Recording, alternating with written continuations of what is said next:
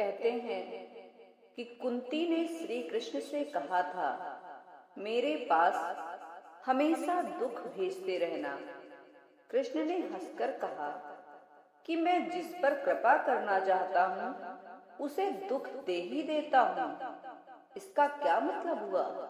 लोग तो भगवान के पास सुख मांगने आते हैं और यहाँ कृष्ण कहते हैं तो दुख ही मेरी कृपा है। दुख से दूर मत भागना। दुख यानी याद, अखंड स्मरण, इसलिए दुख की महिमा है। कुंती की बात एक साधारण सांसारिक स्त्री की याचना नहीं है, वरन एक भक्त की आह है जिसके लिए भक्ति सबसे ऊपर है। इस वार्तालाप का सार समझना हो तो समझ सकते हैं, क्योंकि यहाँ असली भक्त की बात हो रही है। जो भक्त भगवान से सांसारिक चीजें मांगने जाते हैं उनकी नहीं। भक्त और भगवान का रिश्ता बहुत ही अद्भुत होता है।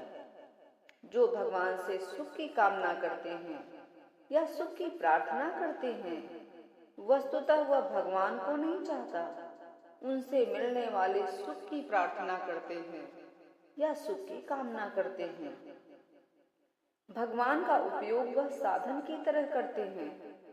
साध्य तो सुख है, वह असली भक्त नहीं।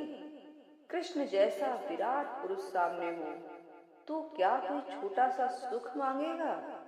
वहां तो कोई मांग बचेगी ही नहीं। जब सच्चा भक्त दुख की प्रार्थना करता है तो उसका आशा है कि तुम्हारे द्वारा दिया गया दुख भी सुख से बड़ा है, क्योंकि दुख में हम तुम्हारी याद करते हैं। इस बहाने हम तुम्हारे करीब तो आए। यह दुख विरह का दुख है। जो प्रेम करता है, जो प्रगाढ़ प्रेम करता है, सारी क्षुद्रता को छोड़कर मन को साफ सुथरा करता है, उसे विकसित करता है।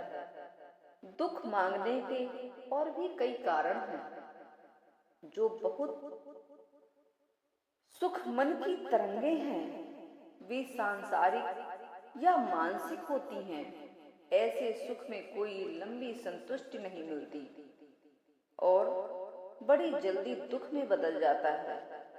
सुख क्षण भर का होता है, आता है और चला जाता है, लेकिन दुख में लंबाई है। सुख में लंबाई नहीं होती। दुख आता है तो जाने का नाम लेता नहीं।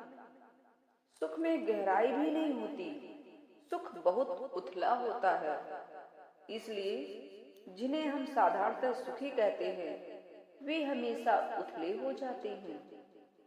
जो लोग दुख से गुजरते हैं, उनकी आंखों में, उनकी जिंदगी में एक गहराई होती है जो साधारणतः सुखी आदमी की जिंदगी में नहीं होती है।